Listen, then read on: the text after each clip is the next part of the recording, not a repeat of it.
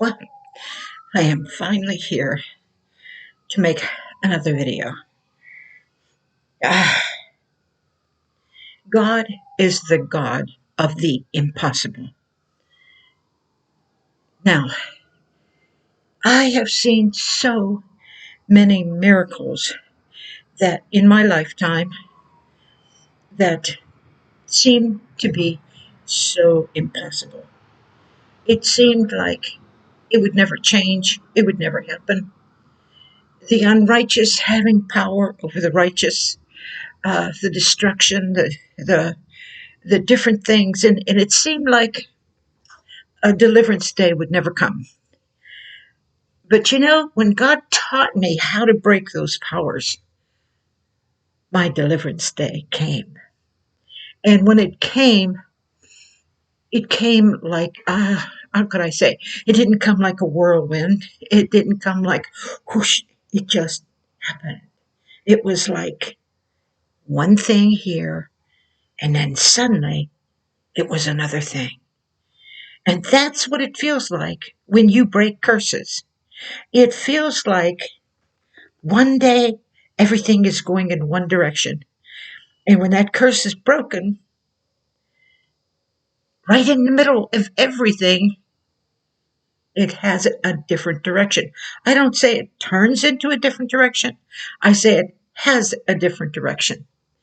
And the wonderful thing about that is when God sets you free, you are free indeed. For God knows your innocence. He understands the beginning and the end. He knows where you've been at, what you've been striving to do, what you have been working hard to get accomplished. And He knows the reasons why. I don't need to examine you. I don't need to know. I don't need to understand.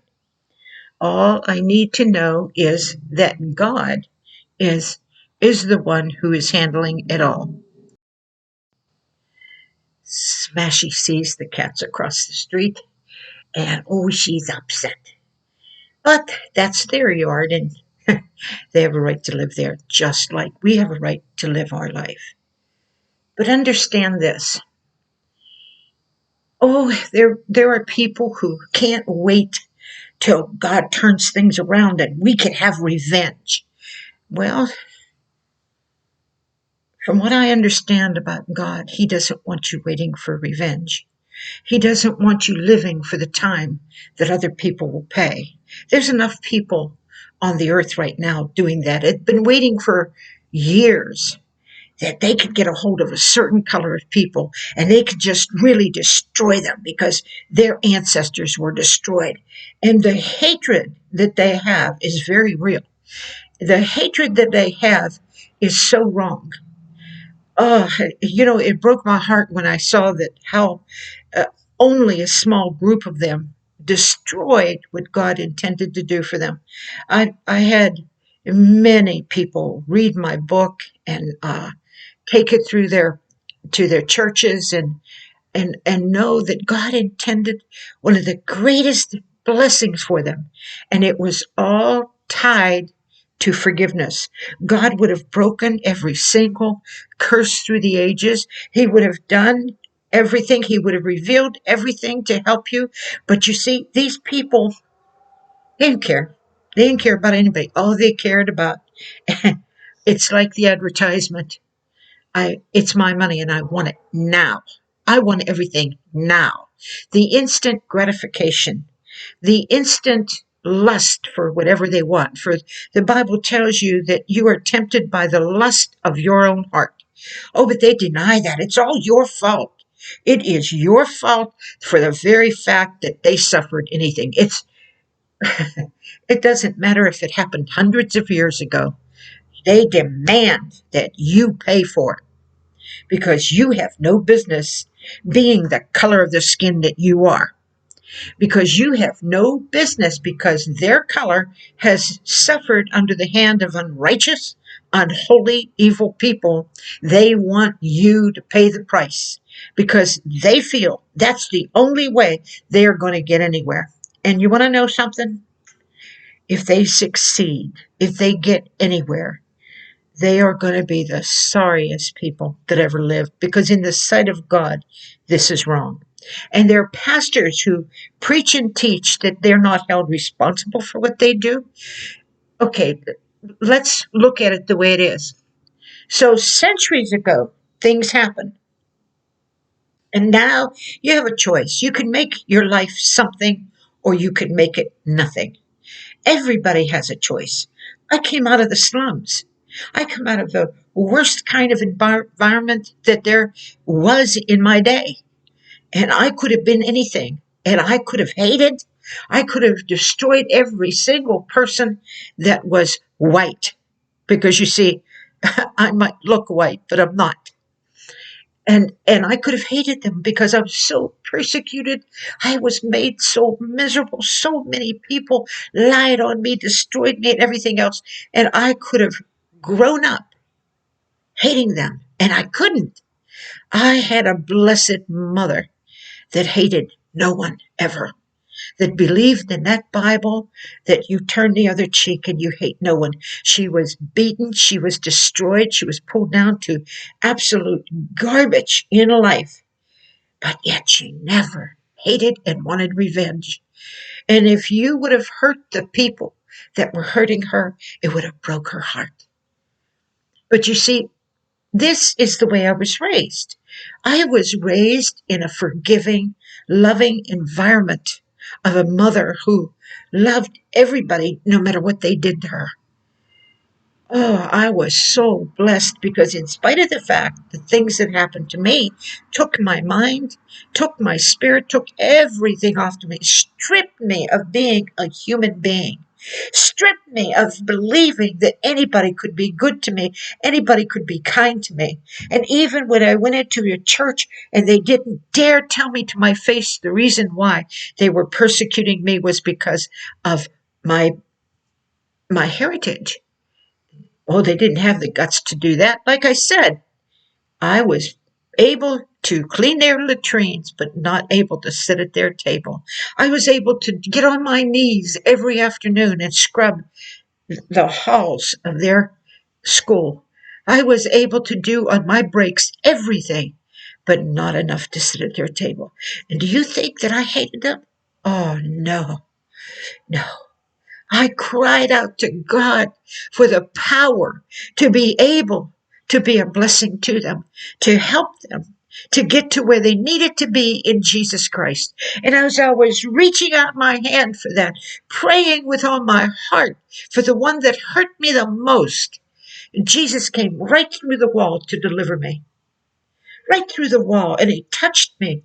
I couldn't see his face because all I could see was his glory.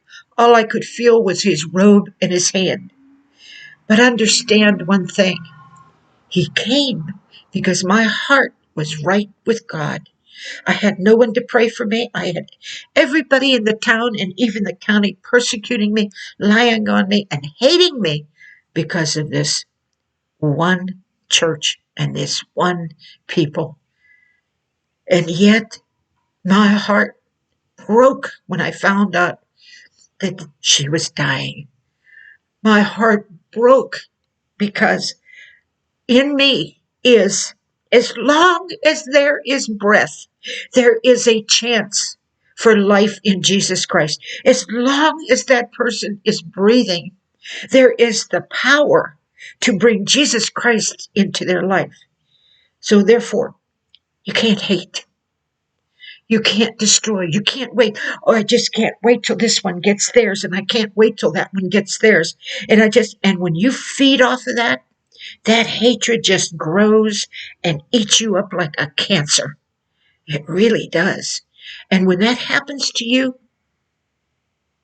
you need God more than you ever dreamed. You need him more than you ever thought in the world. Like I said, God intended for these people, and there are many, many precious people. Oh, I met them. I went in their churches and I met them and I walked among them and I loved on them and they loved my book and they loved me. They were the most beautiful, precious people there could ever be, and they would never do what these others do. by coveting what you have, wanting to take what you have, because that is a Jezebel spirit that won't listen to nothing, won't listen to anybody, won't understand, and doesn't care. They want what they want. But these people, they didn't care. They could have, their skin could have been blue. Their skin could have been green. Their skin could have been any color. And they still would have had love in their heart for me as a human being, as an individual. Because those churches I was honored in, you could not imagine how it was to go into one church and have them say, don't talk nice to her. If you talk nice to her, she'll misunderstand. She'll think she's right when she's dead wrong. She'll think this, she'll think, because we've been told she does this and she does that. And none of it was true. So everywhere I went, I walked into the room, telling each other how beautiful they were and look at me. You're ugly. Well, that didn't hurt, but I'm only using it as a testimony to help you to understand. These people are going to do this no matter what you do. These people have chosen their path no matter where you go. But there are those out there that love Jesus so much they couldn't possibly do that to a human being. They couldn't possibly hurt them. They couldn't possibly destroy them, because inside of them, Jesus Christ thrives and he lives and he's willing to give up his life for them. And because of that, when you have that inside your heart, I don't care what curses have cursed your life, he will break through it and come and save you. He will intervene. All you have to do is keep your eyes on him. Keep trusting and believing how much that he not only loves you, but he loves the others. He died for them. He died and he rose from the grave to prove that there is life after death, to take the keys of death and hell off the devil, so the devil can't ever take you to hell. He died for that. And he gave his life in every way that he could. And all he asked you to do was to give it back to him. That's all he asked you to do, is die to self. To take your life and what you want, what you think, what you feel, what you need, be secondary. I remember hearing people preach on television, and they have special guests that preach. And a man comes strutting out and he says, well, God only speaks to you once. He's God. Why should he speak to you again? He tells you once and that's it. Oh my goodness. God came to me and talked to me and said the same things over to me and over until I got it. That's why sometimes it seems like I say it over and over until you get it, until you really grasp hold of his love, till you really get a hold. There's someone who's far beyond everything that happens to you, far beyond everything that you can see, far beyond everything that you could feel. When you are told that you are dying and there is no hope for you, and you only have a few days, when you're in that condition, your heart says, who can save me? Who, where, what can help me? There is nothing anywhere that anybody, this person can't help me. That person that says they love me can't. That one that hates me can't help me. Nobody can help me. But I've got one ear that says he loves me, and I believe him. I believe him. When my pain was so great that I thought I was going to die of it and wanted to die of it, he came. He came. He will come for you. You just keep your eyes on him and you forget what people have said. Forget what people have done. Forget how they are. Forget that. Look at him. He's walking on the water and he's putting out his hand and he's saying, come, walk with me. That is the God I know. That is the God I serve. And I don't care what kind of doctrine you have. I don't care if you believe in the law of the Old Testament. I don't care if you believe in the law of the New Testament. I don't care if you believe in the law anywhere. I don't care if you believe in the law in this country, that country. If you don't believe in Jesus Christ that is written in the gospel, you have nothing. You have nowhere to turn. You have nowhere to go. You have no one. You have to believe in the power of his blood. And if you hold the sins of others in their past against them, God will hold yours. He will not let up on it. So if you take a look at people, say, well, this one, when he was younger, look what he said. He said this and he said, and you're listening to that. Remember, yours can be exposed tomorrow of all the foolish things you did when you were younger. And everybody right out in the open can see it. Why? Because the Bible says, if you do not forgive, you will never be forgiven. Jesus Christ himself said it, that if you do not forgive, you will be turned over to the tormentors. Look, there's a lot of things in life that torment you. A lot of things. When I was the kind of person, and I had to grow out of it, that I would think, oh, I know so much, I understand so much. So-and-so doesn't know it, and look what they're doing. And I had to walk with my eyes straight ahead. I had to obey that Bible that says, walk like this. Do not look this way. Do not look that way. Do not see what others are doing, because it's none of your business. So I'm not saying that I went there. I am saying I was tempted, just like you are. Keep your faith in Christ. Keep your eyes on him. And when they start beating on you and they won't let up, pray for them. Pray that they get saved if possible. If possible. Because you see, churches have taught, because a man is a president, he's in authority, and he believes in a different kind of religion, where that particular religion, you can do anything you want. You can be anything you want. You can say anything you want. But he tells you, I'm a Christian. I'm more of a Christian than you are. I'm a Jew. I'm more of a Jew than you are. Lie, lie, lie. And you run for it because you don't pay attention to his works, which were really bad against this nation when he overthrew the laws of God and put his own Bible in, which was not a Bible, but he called it a holy book. And you let him do it. You let him do it. And you know what you did? You went to church and your pastor said, pray for your president. Oh, give him strength, Lord. Give him wisdom. Yeah. Give him the strength to destroy your family. Give him the power to destroy your children. Give him the power to take a lot of people where you don't want to go. That's not God.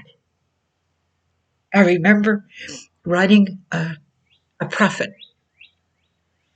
God would never call a man who was not born in this country to be president. Never. Oh, they fought over it. They did. God knows.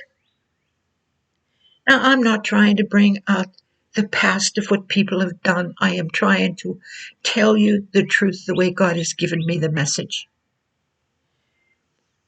Am I telling you to hate them? No, they're dead wrong. Hate the sin and not the sinner. That is a detestable thing, what they had done. The fraud of pretending to be something they're not defrauded this whole nation. And it's coming out now, and it's going to come out more. But you people who sat in front of it and just loved, and your pastors just supported you and said, oh, this is the way to be. You cannot choose a leader because of the color of their skin. I don't care if it's white. I don't care if it's black. I don't care if it's Asian. I don't care what color it is.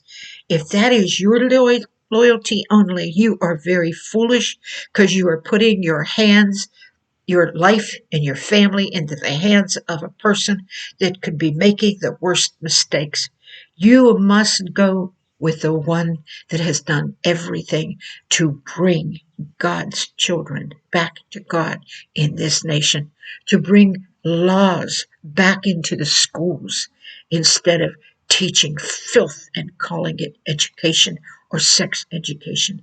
Parents standing up and being thought about as terrorists because they refuse to allow anybody to teach their children filth, influence them into an alternative lifestyle. They only used to do it in college. As soon as they hit college like that, that's what they did. And generational curses. Maybe it didn't hit your generation, but the generation before that, when that is through the generational curses, then I'll tell you, you gotta you gotta get back. You gotta go before God and ask Him. Everybody that was involved with your child doing this, ask God to forgive them. Tell God you forgive them. You have to forgive everybody. I don't care who it is or what they've done. And when you forgive, that means you forget. And then you ask God to break that curse, and He will. He will. Because He is a righteous, faithful, holy God that loves His children, that love His Son. I told you, when the enemy sees you and he knows you love His Son, he sees you love Jesus Christ. He sees the blood of Jesus and he literally does this. He backs off out of fear of God, because He's not allowed to touch you.